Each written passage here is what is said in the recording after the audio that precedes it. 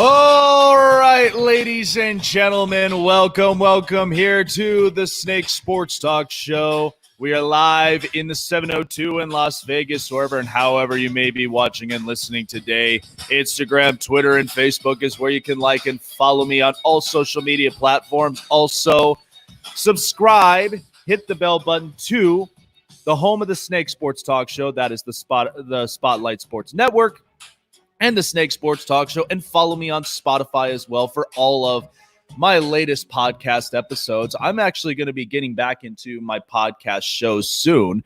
In fact, I might actually do something tomorrow. So what I will be planning to do is more of like an after show type podcast, something to where I can summarize, review all of, the past weekend shows, and just kind of give everybody an outlook at what I've been, thoroughly looking at all throughout the weekend, and what were some things that kind of pointed out to me throughout the week.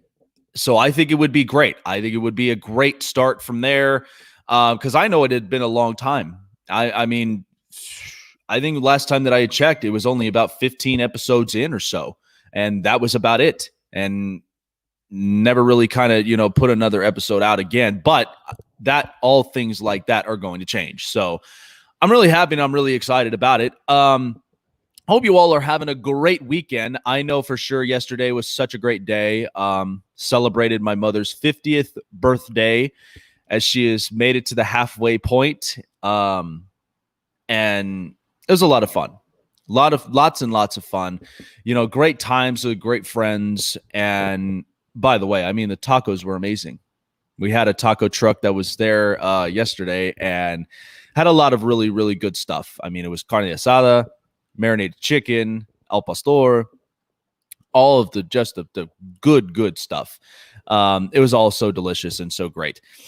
So I mean, I've got somewhat of a packed show here today. There's a lot that I'm going to be kind of breaking down and talking about here today, but I just wanted to end up shifting to this here because we've been talking so much about the NFL and we have no idea. I mean, we're in times of uncertainty, as we already are, as you could tell from society. We're just not sure how things are going to be panning out, especially for the NFL. Now, the good thing is that the facilities, they're sanitizing them, they're cleaning them, and they're trying to get them all prepared for the players when the time comes up.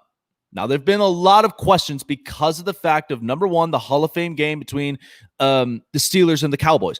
That's a huge drop because two most historic franchises, Pittsburgh Steelers and the Dallas Cowboys, it would have been a lot of generated revenue, especially even if we could have gotten fans in the stands. All that money's lost.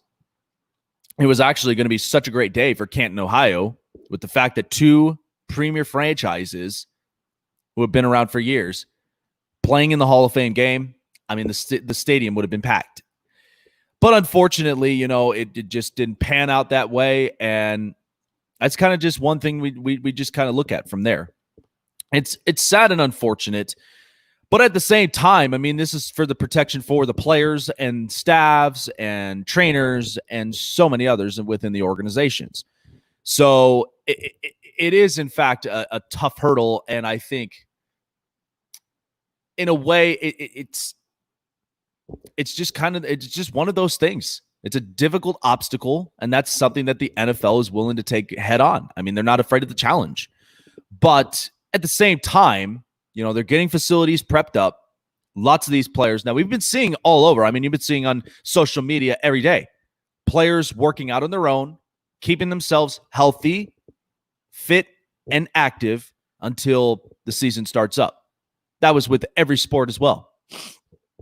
So one thing that I wanted to talk about here, because I think all of us have finally come to the conclusion of this, but know this, that the season, this next up-and-coming NFL season, if we have it, there's no excuses. I've been saying this now for months. After free agency, after the draft, after everything has been prepped up, they're ready to go, there's no excuses for most teams. Outside of Jacksonville and outside of Detroit and a couple of other organizations that we know they're not going to perform well. They're in a rebuilding state. But most of all these other organizations, there are no excuses for this next up and coming season. You've got weapons, you've got really good defenses, real good head coaches. There are some I have question marks on. I have no idea what their performance is going to be like. But I will say this, and I'm paying attention more to the NFC North because there are a few things that pop up. As I've said before, because I had talked about Minnesota and about Dalvin Cook at one point, saying, Dalvin Cook, I think he needs to play one more year in order for a new contract to come up. Because he had been injured all his rookie season, comes back the next year, and he has a hell of a year. Very, very productive. I mean, you can ask a lot of fantasy football owners, myself included. He had a productive year. Minnesota got rid of a lot of defensive players, but they still managed to at least keep the good pieces.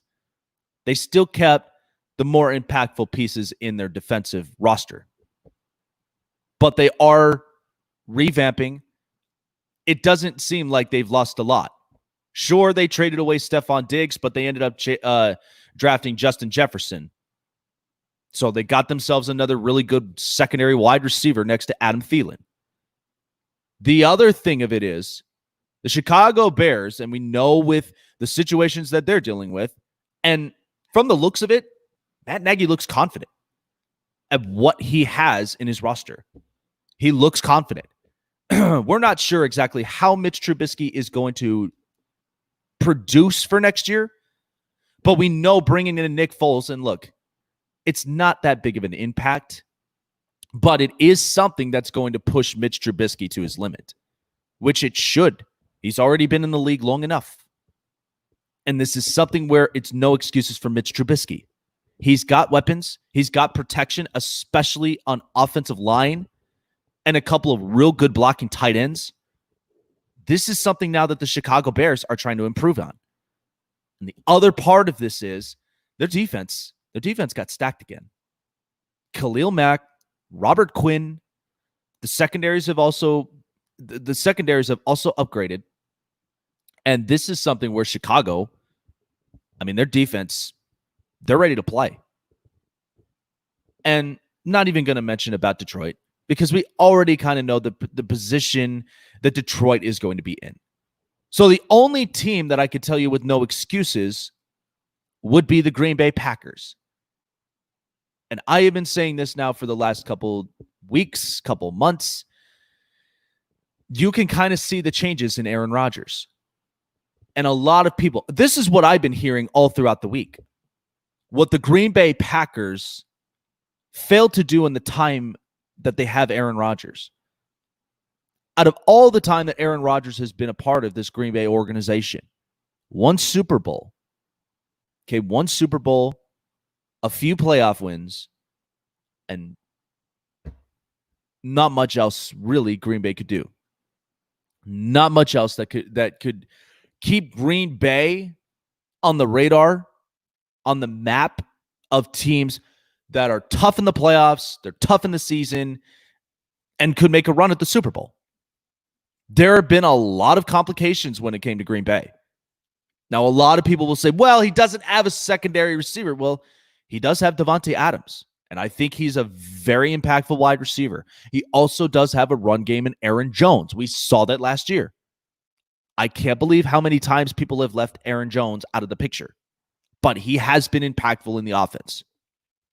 The only thing that Green Bay, what concerns me, because they got rid of a couple of their linebacking cores, and in a way, that doesn't really look good. Blake Martinez was a hell of an impact when it came to the linebacker position because they needed that. And I thought the defense played real well until, to the last of its extent, not saying it fell apart, but it just got to the point where they looked toasted. I mean, you've seen the game against San Francisco. You lose to San Francisco twice. But that's because San Francisco is hyper athletic. Kyle Shanahan putting this whole defensive core together, I mean, San Francisco knows how to revamp, and they know how to re-energize that defense. And Robert Saleh, the defensive coordinator, knows how to set this whole thing up. So when you look at some of these teams, I mean, I look at what Green Bay against all these other NFC teams. I mean, San Francisco, we know is a tough team. Seattle is getting themselves to being a tough team again. Arizona, I think, is going to be surprising to watch. Now you've got Tampa Bay. You've got New Orleans. Parts of me will say Carolina. And then you also have Chicago's defense getting better. Minnesota, I think they'll be a 10-6 team, maybe 9-7. But the team, but you know, they're not stopping themselves short. They got some real good pieces, whether it was in free agency or it was in the draft. Minnesota did this right. But, and even in the NFC East, Philadelphia's got wide receivers. Philadelphia's got talent. Dallas is a question mark. I said this yesterday. Dallas, I think, will go 8-8. I would be lucky enough to see them go 10-6 or 9-7. But I think they're going to be an 8-8 team because I think there's an awful lot of uncertainties. But in Green Bay's position, because you have to look at Aaron Rodgers in the last 2 years, all Aaron has been doing is protecting his brand, protecting his legacy. He's led the league in throwaways in the past 2 years. 2 years in a row. He's led the league in throwaways. Why? His passer rating. Everybody looks at him as one of the best passer rating quarterbacks in the league. But the problem of it is when you play the game safe, sometimes it pans out, sometimes it really doesn't. Okay, because in the middle of those games, when you need an impactful play, you got to sling it. Patrick Mahomes is smart, but he also knows when and when not to sling it. Lamar Jackson, real fast, young player, knows how to move his legs. He knows when to run out the pocket, get first downs, and when he knows when not to, and play small play. Play a little bit of small football from there. Throw to tight ends, throw screens to running backs, and even throw to wide receivers, in slant routes. Josh Allen. Everybody lowballed Josh Allen by the time he came out of Wyoming because they weren't sure how productive he would be in the NFL. But Josh Allen now has a new favorite target in Stephon Diggs. I feel like we're going to see an awful lot of really good plays out of Buffalo this year.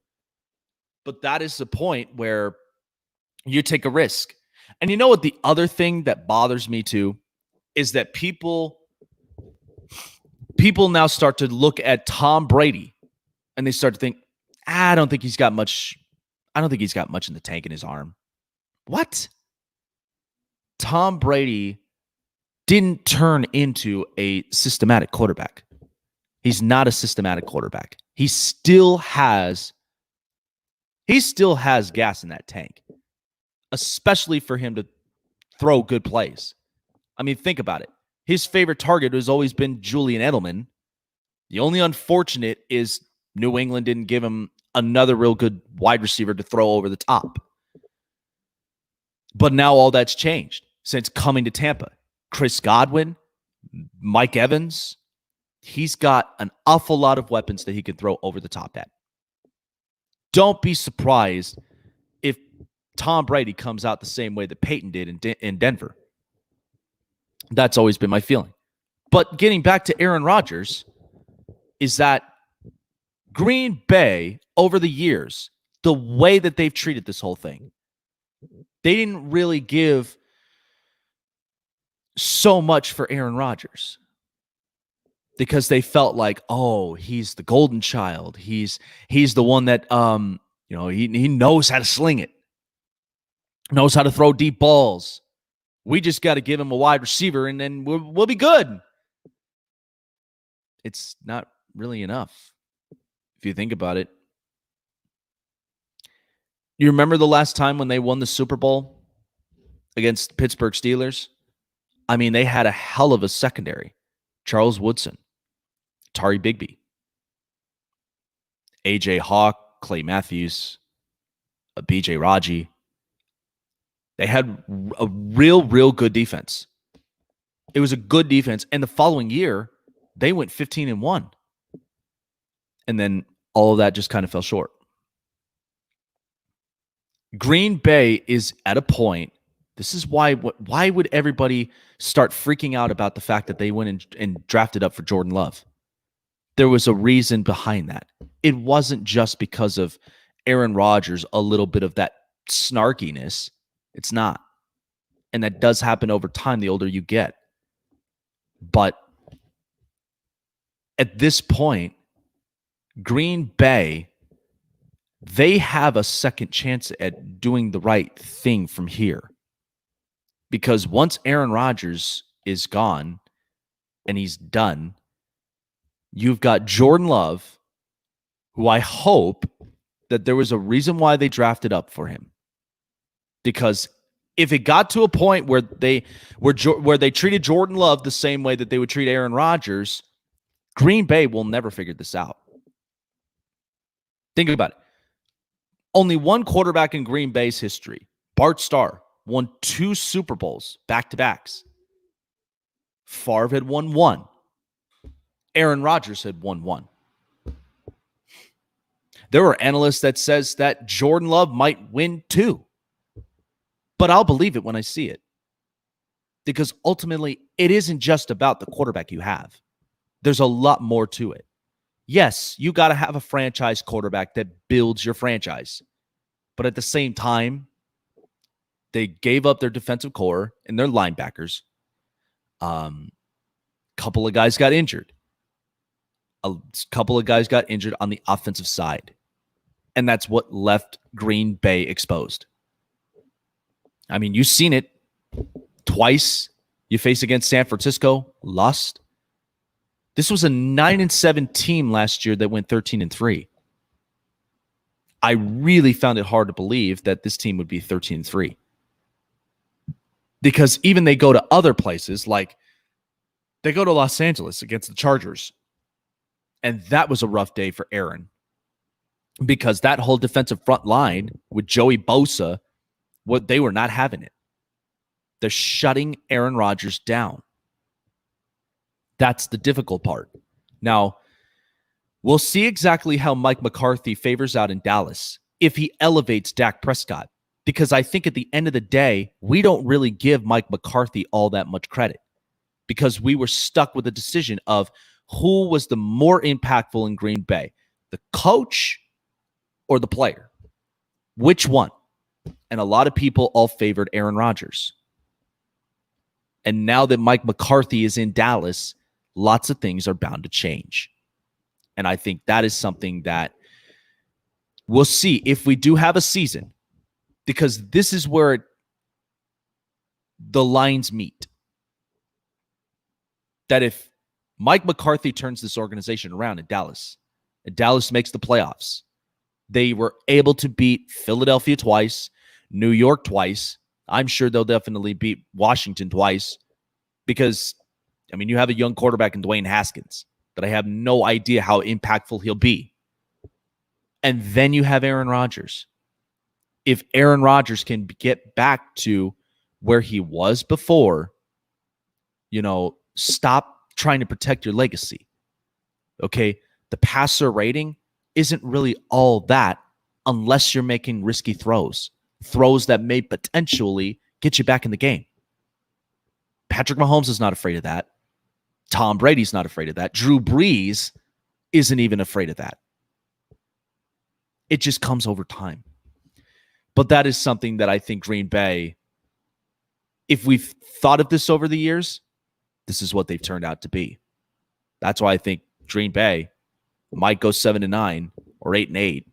I'd be surprised if they go 9-7.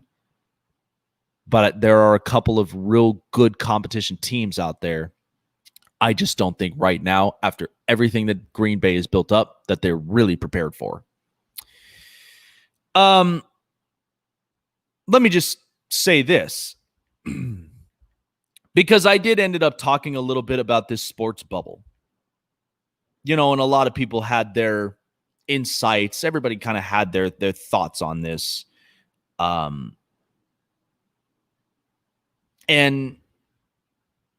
again, I think honestly, the NBA, they are going to have a lot of difficult challenges. I think they're going to have a lot of difficult challenges. If I look at all the sports that are potentially making their comebacks. Now, hockey, on the other hand, you got protective gear. You're behind like glass walls. You also wear visors and protective gear. And Bauer came out with something that is a protective face shield for all the players, for all of the officials, and kind of keeps the coach under accountability. Now, there are a lot of challenges to this. The NFL is going to have a challenge because, think about it this way.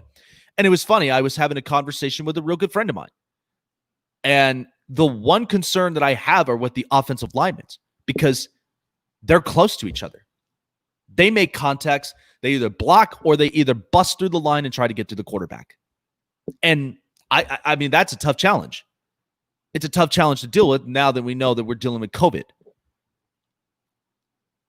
Baseball, on the other hand, the only time you get concerned is unless if you're behind the batter's box. And that's because you have the umpire, you have the catcher, and you also have the batter in the box. Now, the catcher, I know, has protective gear. So does the umpire in some ways. But, I mean, I'm not sure how this might pan out. I think baseball will be fine because they give themselves certain amount of feet, especially in the positions they play. The NFL, yes, there's contact involved, but they are in protective padding. They do have some type of equipment that protects them. Hockey, same exact thing. But basketball, I think, is going to be a tough challenge. And I'd like to see how they pan this out. Now, the facilities have been sanitized and they've been cleaned up. And players are almost ready to report to their facilities. But in this sense, you have to think about how basketball is. It's very conditional. It's a lot of running. It increases your heart rate, increases your stamina. And lots of these players you watch. I mean, LeBron James, he lost some weight from just the previous year to be a little bit more agile, a little bit more fit. I mean, going into a 17th season, you had to cut back some. But the other thing that the NBA would deal with is, think about it. You've got players, they're all touching the same ball. And the other thing of it is, too, when it comes to defenses, I mean, you look at how close they are. And for 4 quarters, they're running back and forth on the court. They're probably already sweating. They're working their tails off. And they're breathing at each other's faces. Anytime that it's a one-on-one matchup. And that's anywhere on the court. And that's where I think I just think it's going to be an interesting challenge for the NBA to come across. Because Adam Silver's been playing this thing off really, really well all throughout this COVID. But being prepared for a situation like this, I think, is one that I don't think either of us will ever forget. And there is a lot of learning involved in this. Because I'll say this. Right now, as of where we're kind of ending up as a country, we have no idea what COVID is capable of. We have no idea. And once again, and I don't even have to see local news just to believe it, but I see it all the time. I see it all the time on media. I see it all the time on, on some of these headliners that COVID cases are still going up.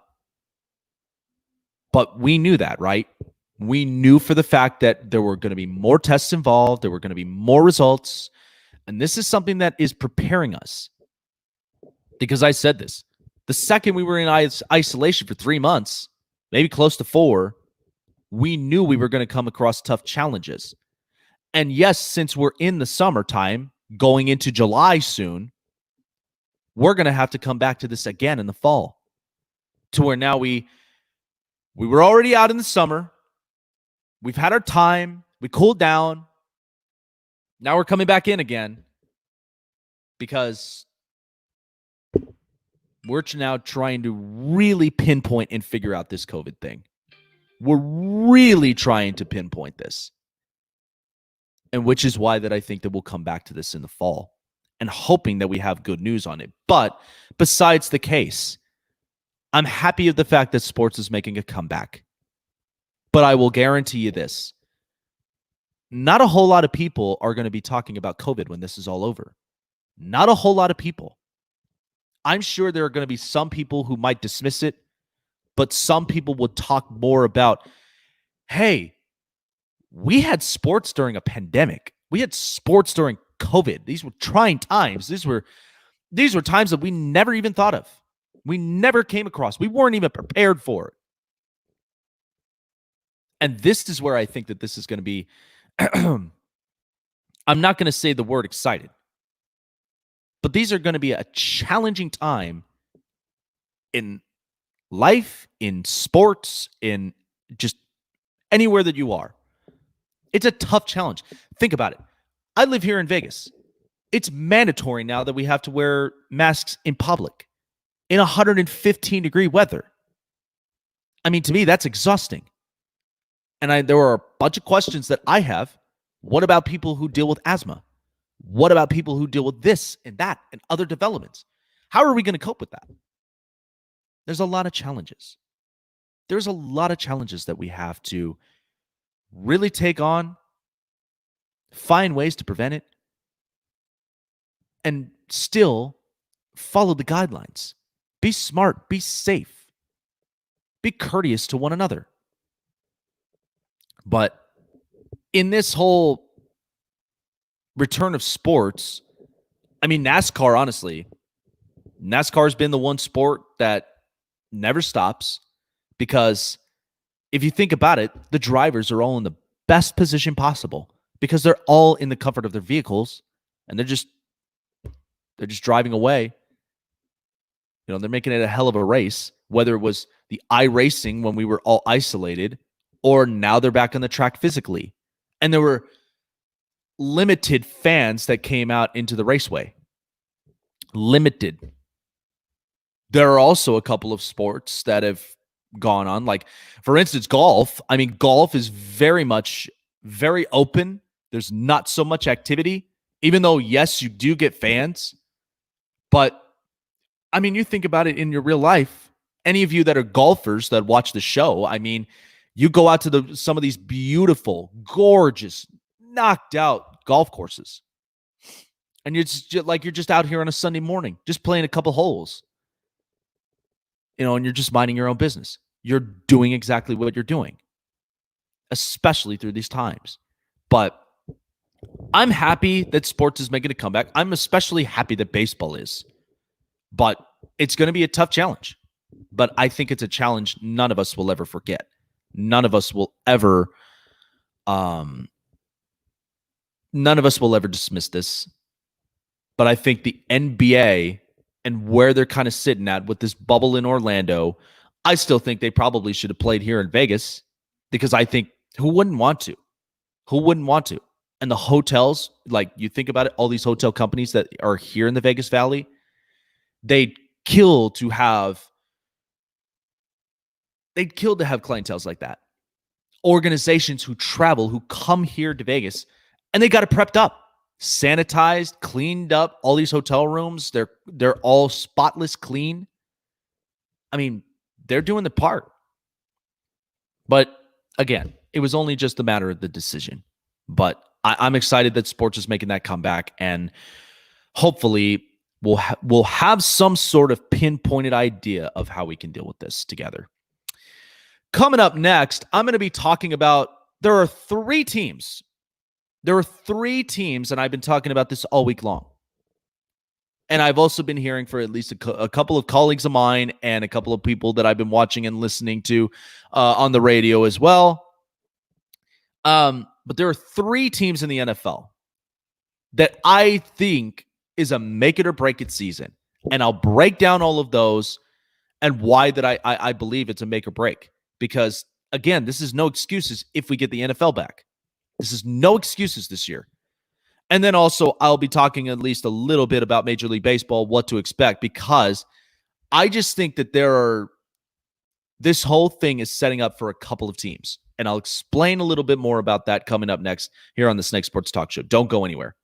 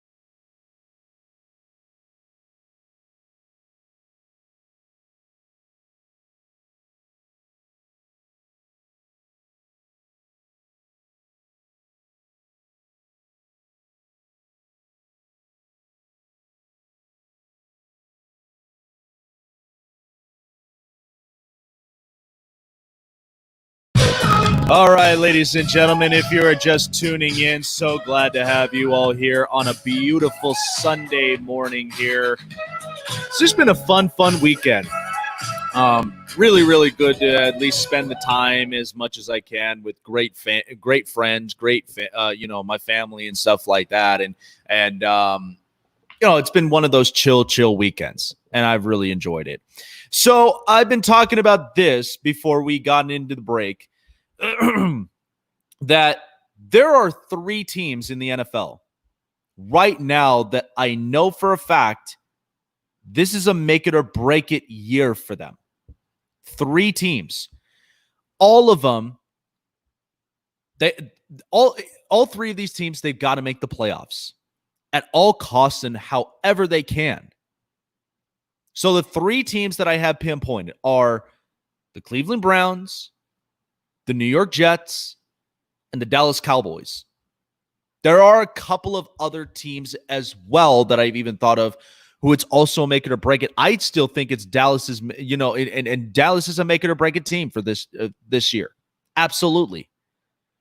There are a couple of teams there. I mean, the Chargers, I don't think they're in a make it or break it. I think in this point, this is a huge upgrade for them because the defense is very, very solid. Denver in one point, I wouldn't say it's a make it or break it. I do believe they're a dark horse team to make the playoffs because their offense got better, defense kind of revamped, and it's not a team to sleep on. And the AFC West is stacked. But let me break down these 3 teams and why that I think it's a make it or break. I mean, first and foremost, we know about Cleveland. Okay. Cleveland last year, in Baker Mayfield's first full season, he had Freddie Kitchens as a head coach.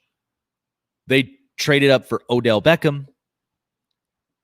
They got Nick Chubb, David Njoku. They got a lot of really good pieces, and they have Jarvis Landry.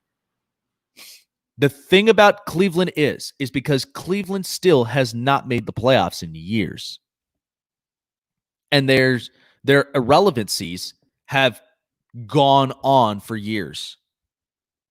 Even before at one point when the organization was good, when the organization did make playoff runs. But at this point now, the irrelevancy has been super high. But I think this year is going to change. And the reason of that is because if you think of last year, I mean, they had a rookie head coach in Freddie Kitchens who I had no idea about. I wasn't sure how he was going to handle this whole thing. But it turned out it didn't really go so well. And parts of Baker Mayfield's decisioning, I think some of them were reasonable and some of them I think were piss poor judgment, in my opinion. But it doesn't really kind of, say much about Baker Mayfield. But at this point now, you got Austin Hooper, which I don't understand with the extra tight end, but I get it. You got another offensive playmaker, and Austin Hooper, who was one coming out of Atlanta, who was very impactful for Atlanta's offense, especially for Matt Ryan. He's the high targeted tight end. Now you have him and David Njoku. You have Odell Beckham, which I'm not sure exactly how this is going to work out for him in Cleveland. I mean, the first year that he ended up getting on, I was kind of shaky about it. I was not too sure about how Odell Beckham was going to end up producing in Cleveland. But I knew Jarvis Landry would be one that produces. It's another really good secondary receiver next to Odell. And Baker Mayfield's got plenty of weapons. He's also got plenty of running backs. He's got Kareem Hunt. He's got Nick Chubb. And the offensive line is much, much better. They got Jedrick Wills. They got their offensive line now can protect Baker Mayfield. So at this point, there's no excuses for Baker. None whatsoever. And they got themselves a head coach who knows how to put his foot down in certain situations as well. And one that I think is a grown-up, Kevin Stefanski. And if you think about it, Cleveland made a move that they went and got Case Keenum. Why?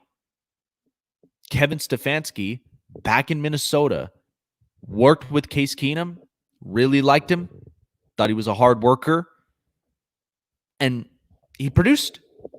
He produced when all the quarterbacks were injured. When Sam Bradford was injured, when Teddy Bridgewater was injured, Case Keenum came up into this point in Minnesota, and they went to the NFC Championship. So Kevin Stefanski knows how to put this whole thing together. And Case Keenum is right there behind Baker Mayfield if something was to go wrong, if something was to change. Because I'll guarantee you this, one more big-time mistake out of Baker Mayfield, and they're done. They're done. They're going to let Baker Mayfield walk. They're going to come back and say it was the worst decision at number one, at the number one overall pick, and now we need another quarterback. And especially in what Cleveland and their core, how they're shaping it. I mean, their defense is really, really good. People don't like to admit it, but their defense is really good.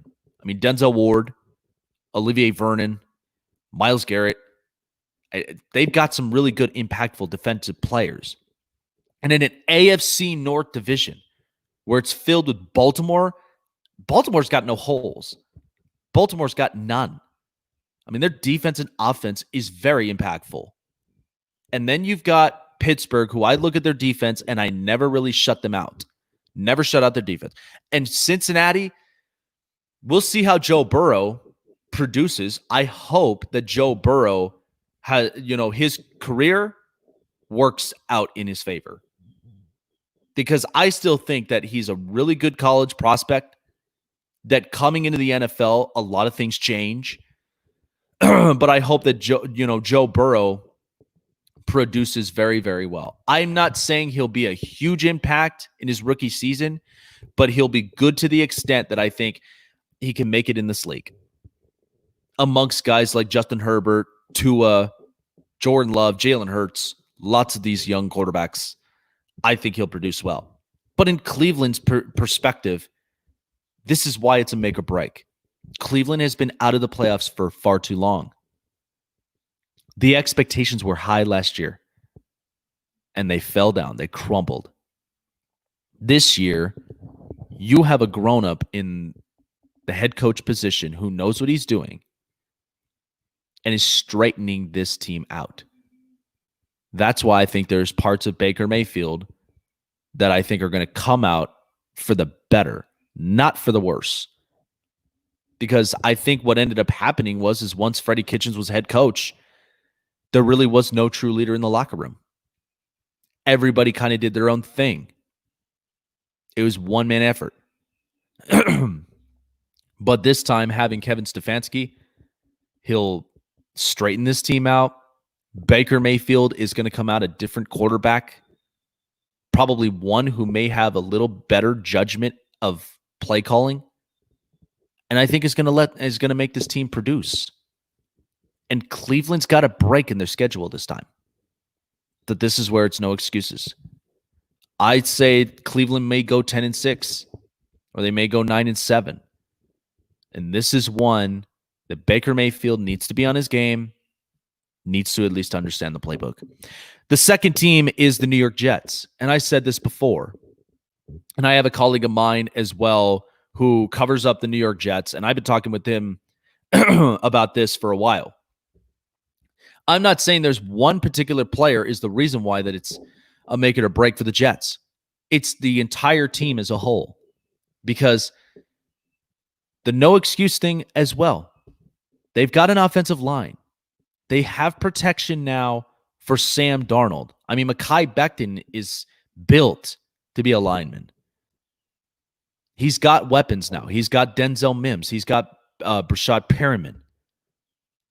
And he's got Le'Veon Bell, who I think in a healthy offensive line, Le'Veon Bell's numbers will produce. The defense, because we know that we've been hearing a lot of news about Jamal Adams. We have, but they're getting C.J. Mosley back healthy. There are a couple of real good defensive players that I really do like out of New York's system. But at this point, it's make it or break it for them because the AFC East is wide open. Buffalo got tougher with their defense. They got a number one wide receiver now in Stephon Diggs. They also got Miami, where they ended up drafting Tua, who I think might start sooner than later. And they've got some good, impactful players. I mean, Devontae Parker was a very good wide receiver last year. You got a veteran quarterback in Ryan Fitzpatrick, who I think fits the system well for Miami. And their defense got stronger. Kyle Van Noy, Byron Jones. There are a couple of really good, Xavier Howard. There are lots of really, really good players that I think Miami has revamped themselves. And I think this AFC East being wide open is a really good opportunity for some of these teams. And I never brush away New England because I have no idea what is in store for Bill Belichick. But he does have his ways. But the Jets, in this particular situation, I mean, Adam Gase, they don't make this thing right. Adam Gase is fired. And then they're going to have to look for another head coach who can make this roster right. They have the pieces. They have exactly the talents. They just got to find somebody that's going to make this click. And hopefully, I think the Jets are going to be a 9-7 team and may push for the playoffs, but might push for that second spot in the playoffs. And finally, the Dallas Cowboys. Lots and lots of uncertainties. The reason I say it's make it or break for them, I'm not talking about the offense. Okay, Dak Prescott got his money's worth, $31 million a year in the franchise tag, which I had predicted, honestly, was the best outcome for both Dak and the Cowboys. They got Zeke, they got CeeDee Lamb, they got Michael Gallup, they got Amari Cooper on the offensive side, and Blake Jarwin, who, by the way, I think is a real good producing tight end. Not a lot of people really do say that about him, but I think he may come out as a real good producing tight end. He's not going to have a breakout year, but he'll have a good enough year. My concern with Dallas is that Travis Frederick retired. There's one hole in the offensive line you got to fill. You lost Robert Quinn, the sack leader. So that just means that the defensive front line has to be aggressive. Whether it's DeMarcus Lawrence or Leighton Vander Esch or Sean Lee, either one of them. The other issue is the secondaries. I'm not sure how good the secondaries will be because Byron Jones was probably the only impactful secondary Dallas had. Outside of it, I can't really name anybody else. So this is why that I think it's a make it or break it year for Dallas. It's a make it or break it year for the Browns. It's a make it or break it year for the Jets. It's a make it or break it year for the Dallas Cowboys. Because all of them, what they have in common is that there are no excuses. Everybody's gotten paid. Everybody's got offensive weapons. Lots of them got their defenses, at least some. But this is where they have to push to get to the playoffs. Otherwise, Cleveland don't make this thing work. Baker Mayfield's gone. New York doesn't make this work. Adam Gase is fired. Dallas doesn't make this work. There are more doubts about Dak Prescott. And that's the reason why that they had him sign a franchise tag. Because they're uncertain of it. And you're playing Philadelphia twice a year with Carson Wentz. You got Daniel Jones who can play twice a year. You're lucky enough you got a break from Washington because I have no idea what Dwayne Haskins is capable of. But that whole NFC conference as a whole. You got Tampa with Tom Brady. New Orleans revamped. Arizona is going to be a fun team to watch. San Francisco is tough. And Seattle, I mean, it's always fun watching Russell Wilson, but even their defense is getting better. But this is why most of these teams, they got to make this thing happen. They got to make this thing work. And that's why, because a lot of these teams, I mentioned it before. I mean, there have been a lot of teams now that have really changed up their personnel. They've really kind of shaped up the way that, because they want to be competitive. This is why I'm outside of Detroit, outside of Jacksonville, outside of some of these rebuilding organizations, every team's got a chance. Every team has a chance of making the playoffs. That's what's the most exciting thing about this year's NFL. I would have never been this excited about the NFL season if I had actually looked at everyone's rosters, everyone's schedules, and just pinpoint and just say, oh, yeah, I got to look at every one of these schedules, and a lot of them are exciting to watch because I think each of them are very evenly balanced. One may be a little bit tougher on one side than the other, and vice versa. But at the same time, some teams are revamping, some teams are reshaping, and this is where I think it's going to be the most exciting part of the most exciting part about this next season. Which is why that I just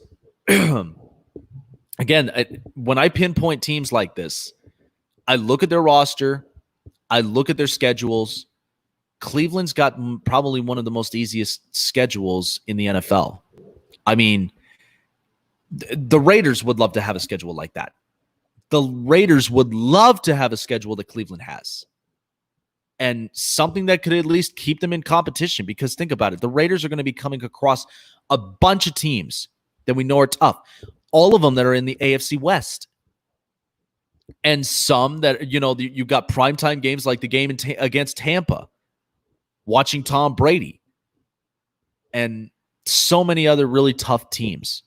But this is where it's going to be a tough challenge for the Raiders. But I already kind of have a feeling. I already have a look and a thought about how the Raiders are going to pan out. But all these other teams, like these are kind of just the list of teams in my mind. I mean, you have the Chargers, the Chiefs, the Broncos. These are all in the AFC. You got the Bills.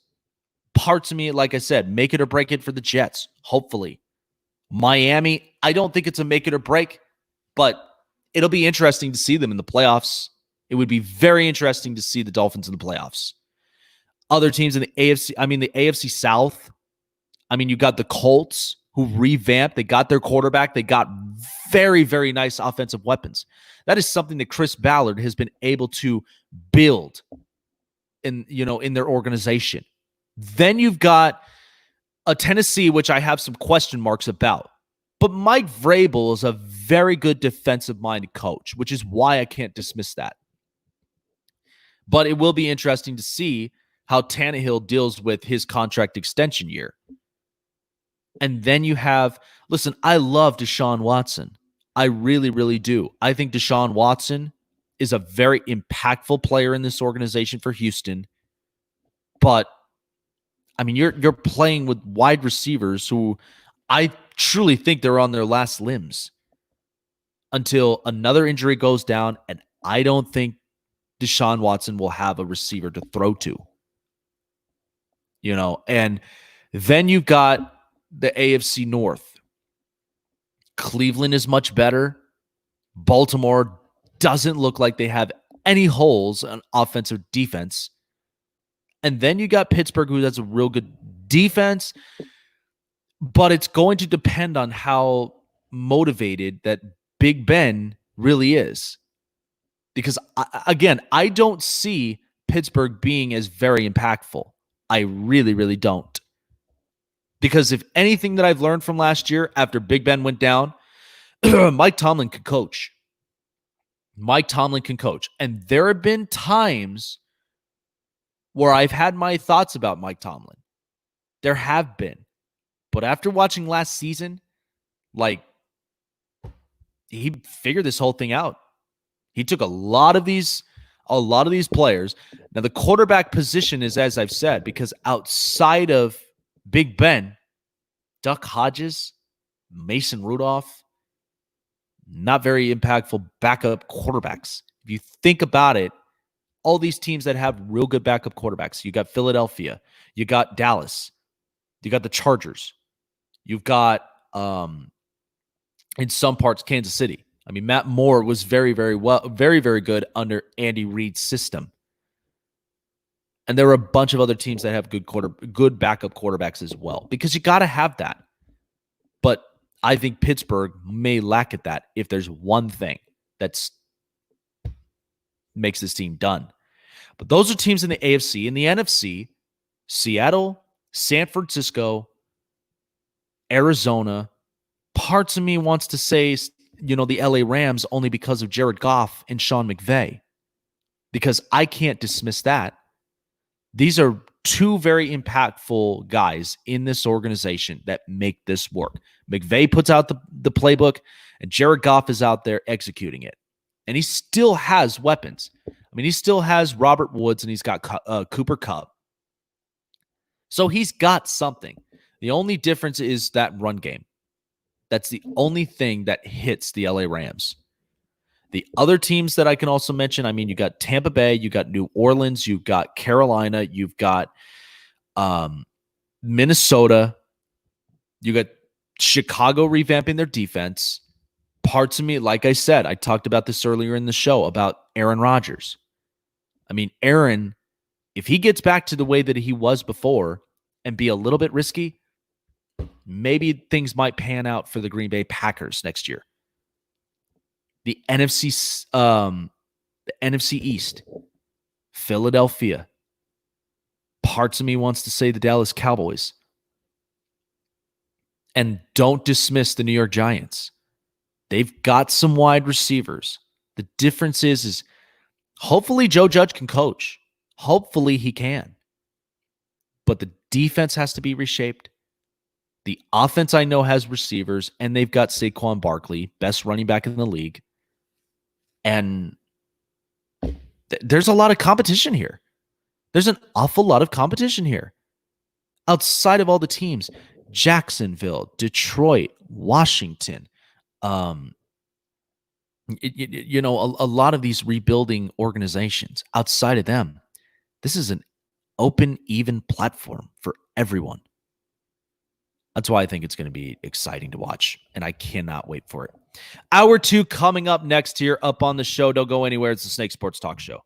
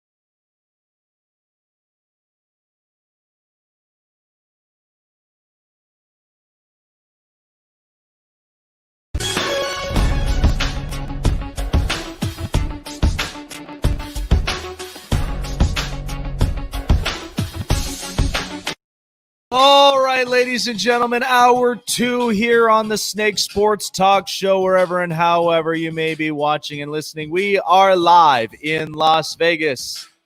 Instagram, Twitter, and Facebook is where you can like and follow me on all social media platforms. Also, subscribe and hit the bell button to the home of the Snake Sports Talk Show. That is the Spotlight Sports Network, the Snake Sports Talk Show as well. And also follow me on Spotify for all of my latest podcast episodes. Can't wait to get back into podcasting again. I know it's been such a long delay for a long time. I mean, it had been since April.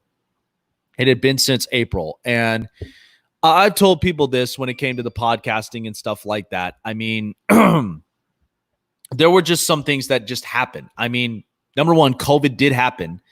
And I remember talking about that in my podcast show at one point. And I even talked about that in the live stream. Because I turn around and I just like kind of look at this whole thing. And it was a lot. It was an awful lot.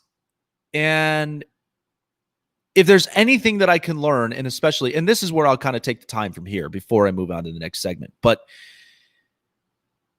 if there's anything that I've learned throughout this whole process and throughout COVID and being in isolation for 3-4 months, this has been probably one of the most challenging and yet most difficult times I think either one of us as a nation have gone through. There were so many different things that we've seen. And we know it's going to be it's going to be such a touchy subject about 2020. I know. Everybody who is all saying, put the asterisk on 2020. Just don't even mention it. Just disregard it. There are going to be a lot of people who are probably going to end up doing that. Because for those that do, I mean, you have to think about it. So many things have come and gone throughout this time. Lots of things were put to a halt. I'll tell you this. I had such a great time yesterday with great friends, family members. This was what we lived for. It was what we lived for. It was my mother's 50th birthday. I would never miss it for the world because that's just how family oriented that I was raised around. The other thing is too, when you have great people on your side, in your corner, it's the most important thing that you can have in your life. It's what keeps you stable. It's also what makes you feel like you. Because without that, not a lot of people could cope with that all throughout this time. I had people that, I had some friends that came into town who I hadn't seen in a long time. I hadn't seen in months. Moved out of state, new chapter in their lives, and I was happy for them. I was very, very happy for them. But in this sense, we all kind of needed that closure. We all needed that time to really self-examine, really kind of see ourselves of what are some things that we are struggling with, what are some things that we do good that maybe could be a positive influence for us throughout this time. Because like I've told a lot of people about this. I even told my colleagues about this. And being a part of this great network, I mean, we have great colleagues here, very, very smart. They're very thorough, and they're smart people. And these are very, very innovative people, and ones that I hope throughout all of this, there's a great longevity to this network. There really, really is. And I'm very excited about it. I've been very excited about it since day one in the announcement of being a part of this network. I mean, I've been doing this now for months. And it all started by a small page a year ago. A small page that I started, yes, in social media, and then it worked its way to where now I have my own place. Now I actually have my own office. And then things are starting to expand, but it is taking a lot of the time because of the fact of there are lots of restrictions. There are lots of different regulations that we all have to follow. But that is one that I always encourage people is just be courteous, keep each other safe, look out for each other, and we'll make it through this. We'll make it all through this time. I know it's unfortunate, and I know that it seems like because cases are coming up every single day, does not mean we have to live in the fear. It doesn't mean that we have to live in that mindset. So that's why, like, being a positive influence throughout this whole thing, I believe there's a light at the end of the tunnel when we see it. It's only about a matter of time. But but I hope that each and every one of you are doing exactly the right thing that you can, not just only for yourselves, but even for others. Because there are some people who cope with it very, very differently. I've had my fair shares with a lot of people, and there were some that it revealed to me of people I know that are in my corner. And then the people, nice people, not going to deny it, but it's not the same kind of connection as it would be with the people in my corner. And so, and this is just part of the maturity and growth. That's why even you see it for some of these players that are developing in sports, because a lot of them, it does take time until they're fully prepared, they're developed, and they're ready to go. In life, there are a lot of adjustments, and there are a lot of curveballs that get thrown at us. But if we're not prepared for when it does come, then that's the part that hits us hard. It hits us even harder than we anticipate. That's why you got to, for me, especially being a part of this network and, starting this up, I always want to keep the show as an even balanced platform. It's a platform where everybody has opinions about something, but at least we come together and we vent out those opinions. I had, previous hour, I had my opinions about the three teams that I know that are make it or break it: the Browns, the Jets, and the Cowboys, because there's a reason behind it. There was even an opinion about Aaron Rodgers, how I'm looking at the Green Bay Packers right now, because I think if Green Bay actually had surrounded a little bit more talent, I don't want to get mixed in with that, but if they surrounded Aaron Rodgers with at least a little bit more talent, whether it's both offensive or defensively, Green Bay would have more Super Bowls for Aaron Rodgers. And it wouldn't just be, oh, Aaron, hey, do me a favor. Can you actually pick us up in this game? That's the one thing that I hope for some of these young quarterbacks, that in those organizations, the organizations are doing this right. That's why I said Joe Burrow, I think it's going to be a rocky start, but I'm hoping he has a great career in Cincinnati, because we know Cincinnati, I don't know if Zach Taylor can coach. I mean, I've got an organization with no owner, and who's really putting their foot down? There are lots of things that come up in life, but that is where we all kind of have to be prepared for it. And like I said, there are opinions every day. And that's why that we sit here and we talk about all these opinions on a weekend basis, because that's always been the fun thing for me to do, just talking about sports. So, because all these cases are just coming up left and right,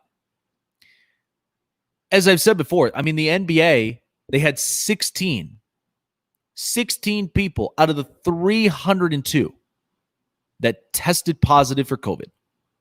That was in the first testing wave so far. So, again, I've said this before, I think the NBA is going to have a challenge with this, because it's a conditioning sport. You're running back and forth on the court. And plus, you're man-to-man guarding. You're up close, not really 6 feet. and you're trying to make those steals. I mean, think about it. You look at how Kawhi Leonard and how, the claw, how he plays defense.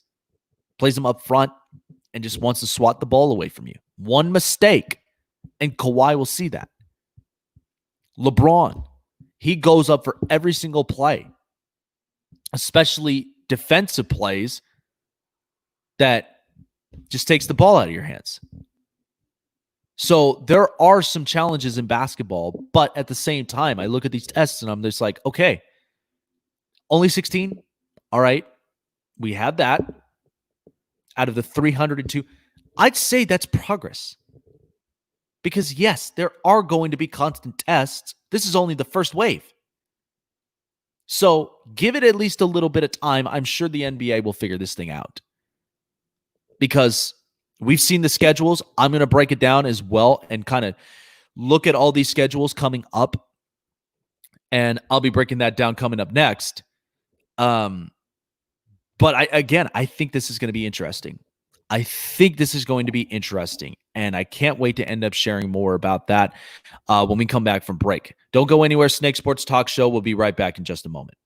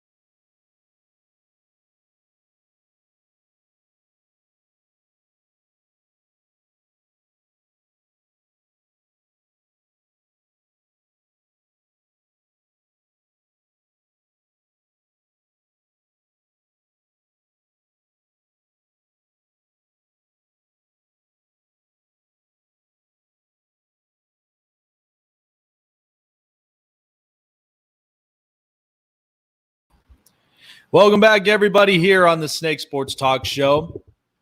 If you're just now tuning in, glad to have you all back. So I kind of took a look at this NBA schedule, and I know that we're having this bubble in Orlando. I think it's going to be very, very interesting. So there are a bunch of them, and the two that we know, because this will be starting on July 30th, is when we'll have the NBA's first games back from this pandemic. And the two that I'm looking at are the Utah Jazz and the New Orleans Pelicans. But of course, the one that I look at that I think that is pretty obvious are the LA Clippers and the LA Lakers. And I look at these games, and I think they're going to be very, very fun to watch, very interesting. But of course, it's funny that they push, the Clippers and the Lakers because generated revenue. And if you think about it, the Clippers have had the Lakers numbers all throughout the season. I mean, Kawhi, Lou Williams, Patrick Beverley. Now they've got Marcus Morris, Montrezl Harrell. I mean, Clippers are stacked from top to bottom. And this is what's going to be tough competition, at least in the Western Conference.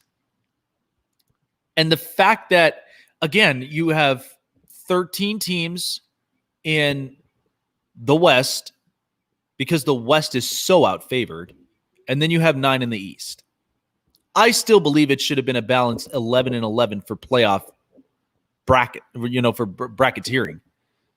But I just think that this game with the Clippers and the Lakers, I think this is going to be the most fun to watch because of the fact of, think about the generated revenue it's already built up by this year. I mean, it was the most watched game all of us tuned in throughout this whole season.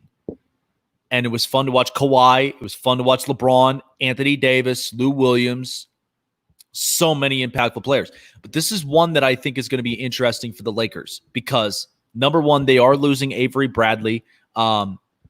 He's not returning for his own reasons. And I respect him for that.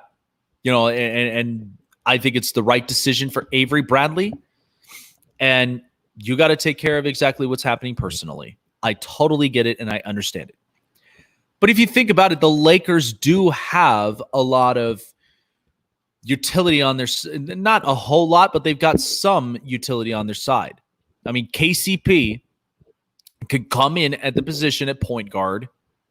Rondo, I just kind of think of, yes, he has veteran leadership and experience, but at the same time, as far as impactful up on the court, there really wasn't much that I'd seen out of Rajon Rondo. Now, there also had been sources about the Lakers possibly recruiting J.R. Smith to finishing up the season, but that'll depend on it for the next couple of days. But I look at this with the Lakers. And this is the part that, again, everybody wants to see the Lakers in the Western Conference Championship, maybe even in the finals. Because of everything that the Lakers have gone through, they have been out of the playoffs in 6 years. And then you followed the death of Kobe. There was just so much that the Lakers had to go through as an organization. And a lot of people now turn to LeBron as being the impactful player throughout this situation and throughout this whole moment.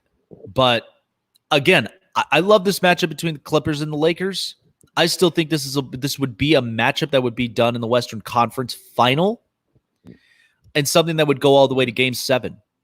But I do believe that because of how the Clippers have themselves stacked on their roster from top to bottom, this is what's benefiting the Clippers.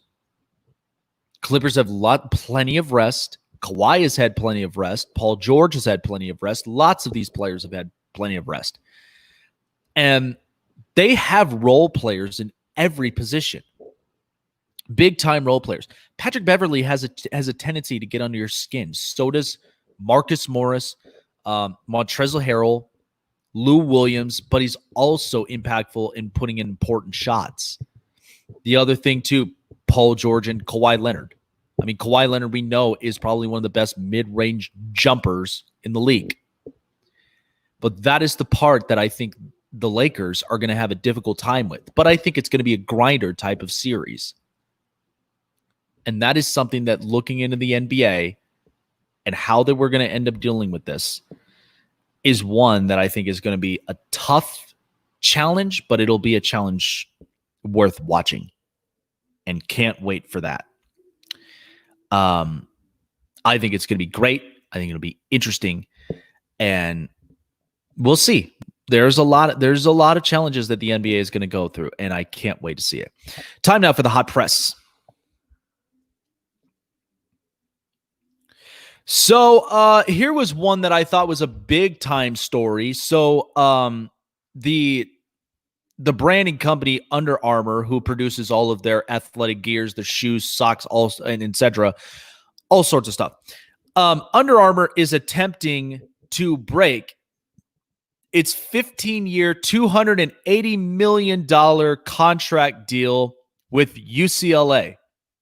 And UCLA, it's been making some big time. They made a big time difficult decision. We know with Nike, I mean, Nike's been producing throughout this whole time, but it's been difficult now for Under Armour, and especially for UCLA. So this is what was said. Under Armour has recently made the difficult decision to discontinue our partnership with UCLA, as we have been paying for marketing benefits that we have not received for an extended time period. The agreement allows us to terminate in such an event, and we are exercising that right. So, and again, you have to think about this. I mean, COVID, after it hit, I mean, a lot of these different merchandises and a lot of these different brands, of course, they were going to end up taking some hits. And this is one of those things that, again, it's tough. It's very, very tough. A lot of people have had, a lot of companies, Fortune 500 companies, who have had to make tough decisions all throughout this time. And this is also what they're finishing up here. UCLA Athletics learned this week that Under Armour is attempting to terminate its 15-year apparel and footwear contract with us and the Bruin community. This is all from UCLA. This is from the university. We are exploring all our options to resist Under Armour's actions. We remain committed to providing our hardworking staff and student athletes with the footwear, apparel, and equipment needed to train and compete at the highest level, as they and our loyal Bruin fans deserve. So this is going to be quite the difficult challenge here for the UCLA Bruins. I mean, Under Armour has been a part of they've been a part of their athletics now for years, and that's going to be a tough loss. That's going to be a tough loss from there. But I'm sure that they will get this right. I know right now, because with college athletics, I mean, you had UCLA, they didn't even have any college hoops going on. And we're not even sure when it comes to the college football season, but I think it's going to be interesting. It's going to be very, very interesting. So here's what's an interesting news. The LA Dodgers outfielder Andrew Toles was in jail earlier this week and was charged with trespassing of property. The 28-year-old was detained this week at the airport in Key West, Florida, by a Monroe County Sheriff deputy. They said he was found sleeping behind a Federal Express building at the airport and refused to move. So this is interesting about Andrew Toles, because we haven't even heard or seen anything from him, from the Dodgers, at all. And so hearing about this, sleeping behind a building, I'm like looking at this like, why in a building that you trespassed and stuff like that? It doesn't make any sense. Now, we don't know the whole story, and I don't want to end up getting too much into it. But this is interesting. This is very, very, very interesting type of news that came out. But again, stuff happens. It's life. I mean, lots of things that just ends up happening like that. But again, they set the bailout for him, and hopefully now he'll learn it, and hopefully he'll be back in training camp soon for baseball's return back. So they mentioned about this. The NHL, the number one pick in the NHL's draft lottery, is going to be decided by second drawing. So We know that the Kings got the number 2, the Senators got number 3, Detroit got number 4, and the Senators got number 5. So those 5 picks from there. So the number 1 overall pick and how they're dealing with all of this is that the number 1 pick is going to be to the team that gets eliminated in the qualifying round. And that could be anybody. So there's 16 teams that are playing the best of 5 qualifiers. And these are the teams: Arizona, Calgary, Carolina, Chicago, Columbus, Edmonton, Florida, Minnesota, Montreal, the Islanders, the Rangers, Nashville, Pittsburgh, Toronto, Vancouver, and Winnipeg. They all have opportunities of grabbing the first round pick, the number 1 overall pick. Now, I've said this because I ended up putting up my predictions for the Stanley Cup playoffs if we do get into that very shortly. And there were a bunch of teams. I've said that Chicago, I think, has an opportunity to upset, Edmonton. I think they have an opportunity to upset Edmonton in the playoffs. And I think that's going to be one massive curveball for them. But if you think about it, with the first round pick like that, because the big top prospect that they're talking about is Alexis Lafreniere, one of the big time wingers, projected to go number 1. He's a big time impactful offensive player, and I think it's going to be interesting to see all of that. But this is one that I've never seen before with the lottery draft, that it only determined, and that's why we're learning all of this a lot, that it only be determined by the team that gets eliminated first in the qualifying rounds. So, it's a 2.5% chance to be designated at the number 1 pick. So it's anybody's game at this point. And we're not sure how they're going to end up panning this out, because think about it. I mean, you look at some of these teams, and again, I think that there are teams that do deserve the number 1 picks. I still think, Edmonton needs to revamp their organization. They're not there yet. Nashville's going to get to a point they need to end up revamping the organization. Parts of me will say Winnipeg. Vancouver, I think, is another one as well. Toronto at some point, because they went forwards deep this year. They paid a lot of their forwards. William Nylander, Mitch Marner, Austin Matthews. And last year you had John Tavares. So they went forwards deep all throughout the 2 years. And we're not sure how that's going to pan out for them coming into the playoffs. But other teams as well. I think Columbus would make sense, because think about it. They lost a lot of their forwards after last season. And they were a Cinderella story. They upsetted the best team in the NHL in the Tampa Bay Lightning. And I think they would be most deserving of number 1.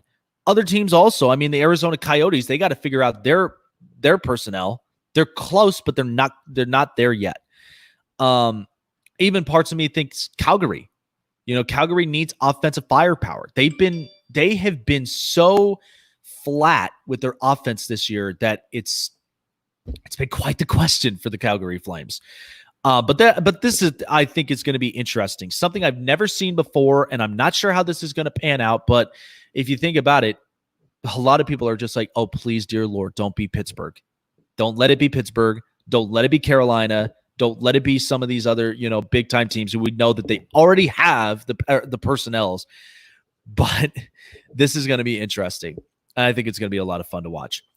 So that was your hot press.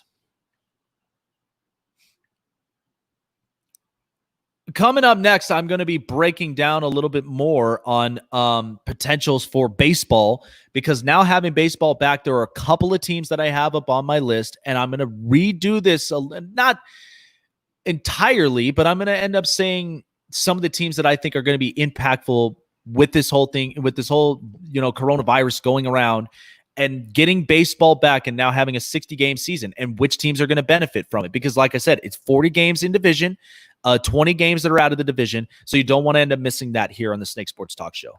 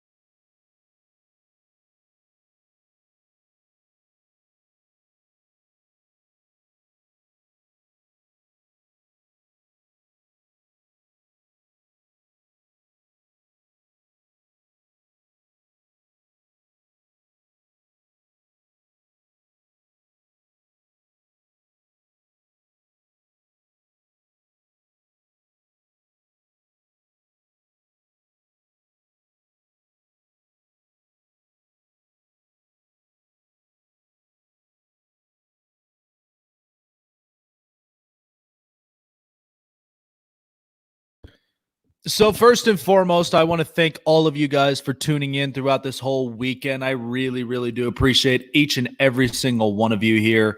It's been such a fun weekend show, and like I said, I mean, I'm just very glad that sports is coming back. Sports is coming back in so many various ways, and it's exciting. I'm happy with the fact that it's back. I'm not thrilled only because, it could have ended up very, very differently. But of course, certain things in life just happen.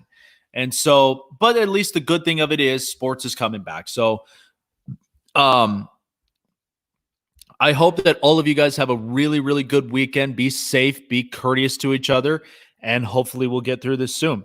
So my best for last year on this, and because baseball's finally making a comeback, and by the way, we now have 60 games, universal DH, and all the games, 40 in-division games. So all of them are going to be played in division, and 20 of them, they'll mix in a little bit of some interleague play, and then they'll even mix in some that I think are quote-unquote top headliners, for the baseball season. So it's going to be very interesting.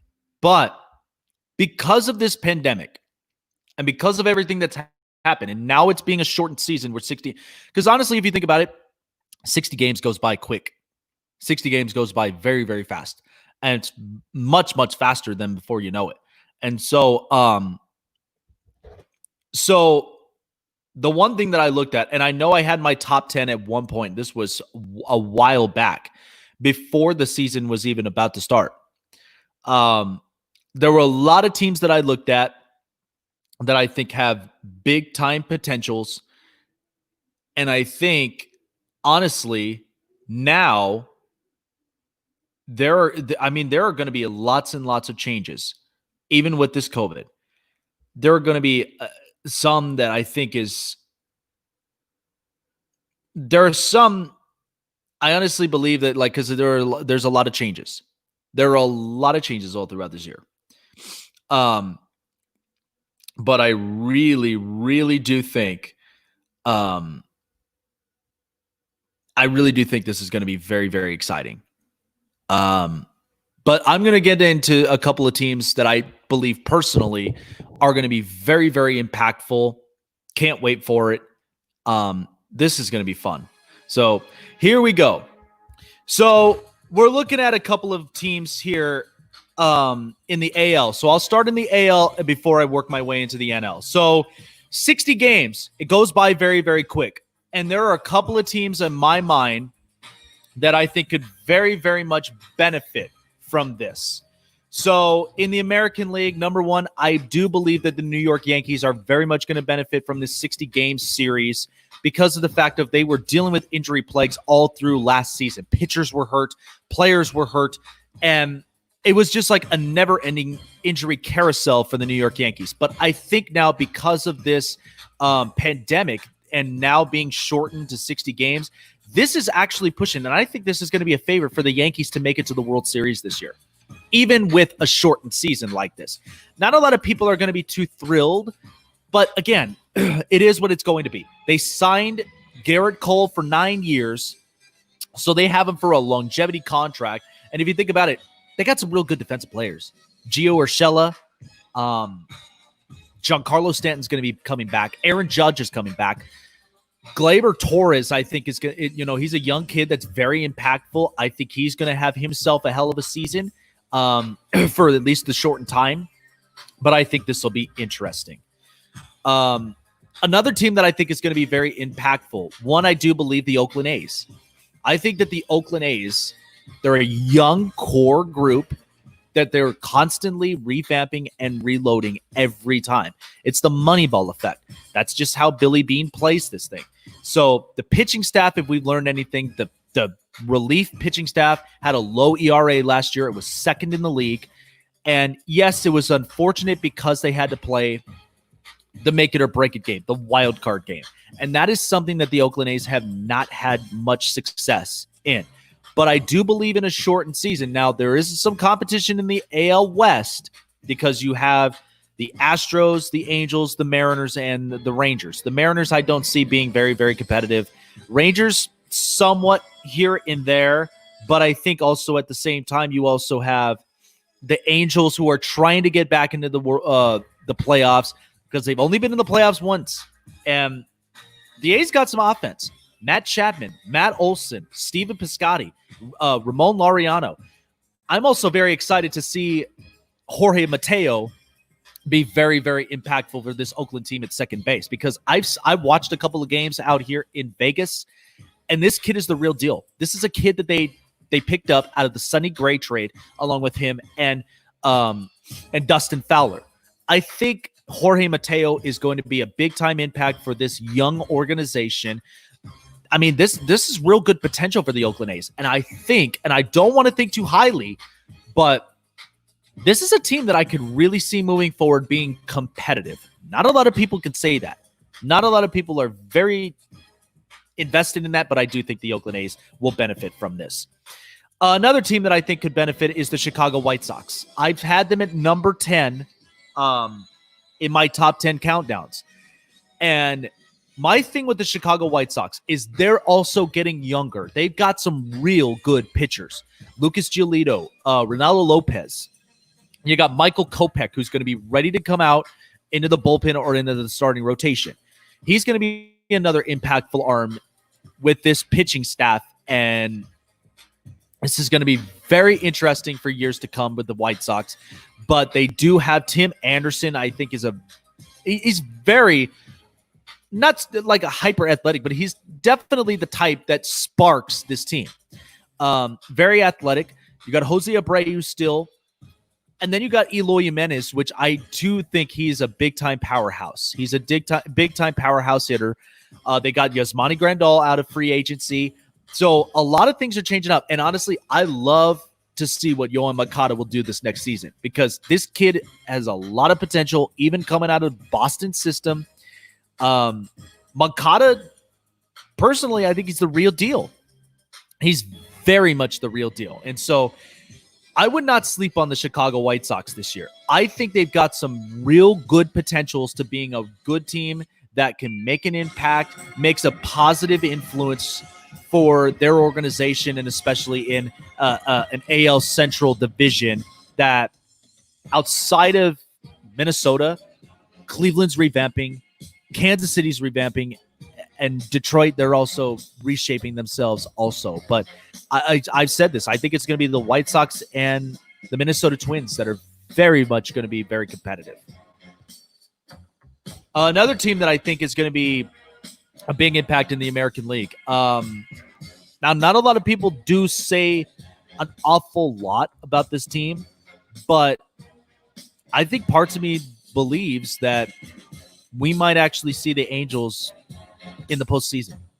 I think we might see the Angels in the postseason. Now, I was not excited for it. But because of it being a shorter season, it's 60 games, I think we'll finally get the Angels in there. The Angels will be one team that will finally make the postseason. And yes, it is a shortened season. But this is where this is juice for Mike Trout. This is motivation for Mike Trout. And they got Anthony Rendon. They got a bunch of real good bats, which to me personally, they've had some real good offenses anyway, but it's been the pitching staff that's really bothered me. I mean, the 5.56 ERA from last year, I'm not fond of that. I still will not settle for that. But in a shortened season, you would hope that the Angels make some improvements because now this is their break. This is the Angels' break because they had not had a break since 2014. And since then, one playoff appearance for Mike Trout, and they got swept by the Kansas City Royals. I don't think that's not enough. That's something where the Angels really have to thoroughly look at this. Another team, finally, and I think that will benefit from this, I think, is going to be the Houston Astros. Now, I know a lot of people are not fond about the Astros because of the cheating scandal and so on and so forth. But if you think about it, lots of people got fired. The general manager, the manager, and now Dusty Baker's in the middle of this thing. It ain't like Dusty hasn't dealt with anything, crazy. but he's capable of this job. Now, the other thing of it is, too, I mean, they still got good pitchers. They still got a really good lineup that you just can't pitch around. So I know a lot of people are going to be making their comments about the Houston Astros, whatever. But they're still a team that I think can benefit even throughout this whole shortened 60-game season. So now let's kind of move our attention to the National League, who I think are some teams that may benefit from here. I do believe that the Philadelphia Phillies might actually make the playoffs this year. Now, in a shortened season, I like Aaron Nola, and I also do like Jake Arrieta. There are a couple of guys that I do like of the rotation, but I still believe that there are some things that this rotation needs. It needs a little bit of a good, quick adjustment. But if you think about it, the offense with Bryce Harper, JT Realmuto, Gene Segura, Andrew McCutchen is coming back from injury. So the Phillies will be in a position where they're kind of right there at the right spot at the right time. But remember, you are dealing with an NL East where you got the Braves. They're really, really good. They're really, really good. The Mets and the Washington Nationals, the defending champions. So there is a lot of competition involved for the Philadelphia Phillies. But I think in a shortened season like this, will get their offense going, and with the universal DH, this is the one thing about the National League is because for years they've always had pitchers hit, but now with the universal DH, you could either have a pitcher hit or you could have an extra batter. This is now where this is extra firepower for every team in the National League. If you think about it, there are a couple of teams that I think will benefit it, and I will get through all of that in a second. The Atlanta Braves, I know, are going to end up benefiting from this. The Atlanta Braves, they got some young pitching arms. I think part of it, their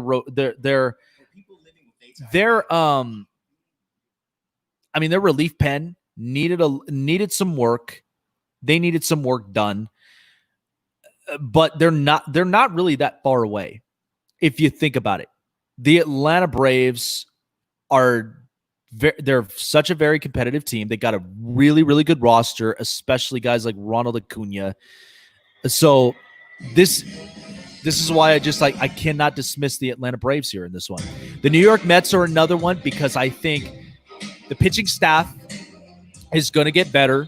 They got a very, very good lineup. Pete Alonso, we've seen, had hit 53 home runs. I mean, the kid's the real deal. And the Mets, their offenses are getting better. They got Robinson Cano, and I think he's going to have at least a little bit of a better bounce-back season, even with the short season, but I think the Mets will very much benefit. And finally, the Washington Nationals. I mean, this is a team that still has really, really good pitchers, so don't deny it. And they've got some good small ball hitters, and that was what led them to the championship last year. That's what led them to the World Series championship. So that's one team I would not even sleep on. So Phillies, Nationals, Mets, and the Braves, look, ain't even going to go into the Marlins, their whole situation. They're pretty much revamping.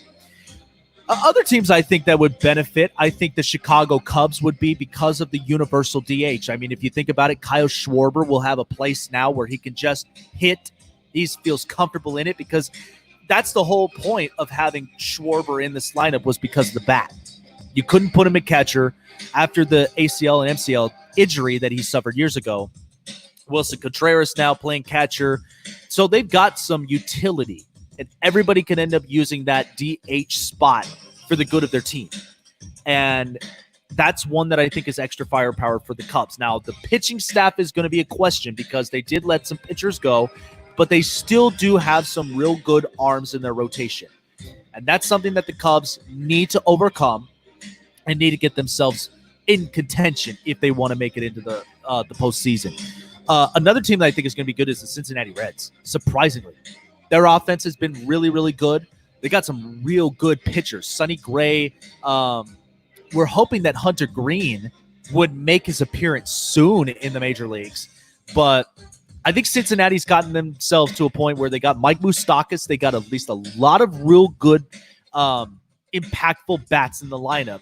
That's very much going to bring Cincinnati back up onto the map as being a potential postseason team. Potentially. Another team, the Milwaukee Brewers. Christian Yelich will be healthy. There are some concerns about the pitching staff as far as their starting rotation goes, but I do love their bullpen. I love Josh Hader coming in and closing out. But Milwaukee, they got some interesting stuff. I can't wait to see exactly what the season holds for them, but I think Milwaukee will be in a position where it's going to be tough competition all the way around in the Central Division. I mean, the Cubs are happy having a universal DH. You've got the Cincinnati Reds that have a real good lineup, and Milwaukee, everybody's just getting healthy. Everybody's getting healthy. Everybody's getting ready, and we'll see. We'll see how the postseason shapes up. But I do believe that Milwaukee will be prepared. Another team, the St. Louis Cardinals, we'll see how it goes, but I do love Jack Flaherty. I think the kid has a lot of potential in the rotation, and that's something that St. Louis has been working solely on is that starting rotation. I mean, they got Yadier Molina, the best play caller behind the plate. And having guys like Jack Flaherty and a lot of really good young arms is something that St. Louis needed to revamp. They needed to move forward from all of the older veterans that they had at one point. But their offense with Paul Goldschmidt, now it's going to be hard because Marcell Ozuna is no longer there in St. Louis. So they got Matt Carpenter still. So there are some pretty good bats that I really do like. Harrison Bader, Paul DeJong. So there are some good young kids out there. So St. Louis is going to be very interesting. Do I think they'll be very impactful? I think it's going to be a little bit tough from there. And finally, the NL West. We know the Dodgers are going to be very impactful because they got some young core kids and both the lineup and in the starting rotation. But they got to get this bullpen thing right. I mean, the bullpen has been the struggle for years. Now, they got the rotation, but Kenley Jansen is meant for the ninth. He's not meant for any other position in the relief pen. That's where they got to get guys that are solid in the seventh, solid in the eighth. But their rotation, but their lineup, you can't pitch around that. Cody Bellinger, Gavin Lux, Mookie Betts now leading off. I mean, this whole team is stacked. And if you think about it, I made my World Series prediction. I think all of us as baseball fans, we're getting what we wanted. We're getting a Yankees-Dodgers World Series. That's the way that I see it. You'd be very lucky enough if you end up getting in Atlanta, or you would get the A's, or you would get other teams that would go into the World Series in a short series like this. But I think all of this is shaping up for the Yankees and Dodgers to finally be in the World Series. Because the Yankees, they got a break from this pandemic. Everybody's coming back healthy. That's the rotation. That's the lineup. And that's everybody. And the Dodgers are in the same position. They're healthy. They're ready to go. So there are going to be a couple of real good teams that'll be impacted. But as far as for the NL West, I mean, Arizona still has some pieces they need to fix in the rotation. The Colorado Rockies, big-time rotation issues. I mean, they've got some real good guys in the lineup, but after hearing about Charlie Blackmon getting COVID, that I think was a huge, huge knock for them. But the other thing is you got the San Diego Padres. I like what they're doing. I don't love it. I like what they're doing. They are getting their rotation better. But this is where they have to keep making those steps and those strides to even potentially be a postseason contending team. But I think in the Giants position as well, this is not a team that I would, sleep on. But I just think that the Giants, they may be middle of the pack, but I don't think that they'll be too impactful. So this is what I think. The Dodgers, the Brewers, Reds, Cubs, Nationals, Phillies, Mets, Braves in the National League and in the American League. I think the Oakland A's, parts of me will say the Angels and the Astros. You got the Twins, the Chicago White Sox, the Yankees, maybe Boston, and parts of me surprisingly will say the Tampa Bay Rays. I mean, Tampa's got a really, really good pitching staff, so don't kid yourselves. I mean, this is going to be very, very interesting. But in a short season like this, these are the teams that I do think are going to be very impactful in a short season because all of them are getting a break. All of them are going to be back healthy. And I think this will be the best competition that we've ever seen in years.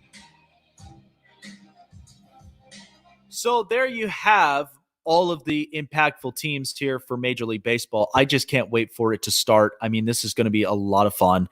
Again, in a shortened season, not sure how it's going to pan out, but I just truly think that this is going to be interesting, something that we'll all never forget. But that's going to conclude it here for me in the Snake Sports Talk Show. Really appreciate all of you guys tuning in here. Have a great weekend. We will see you next Saturday and Sunday at 7 a.m. Pacific and 10 a.m. Eastern Time. Have a great weekend. Jake the Snake signing off.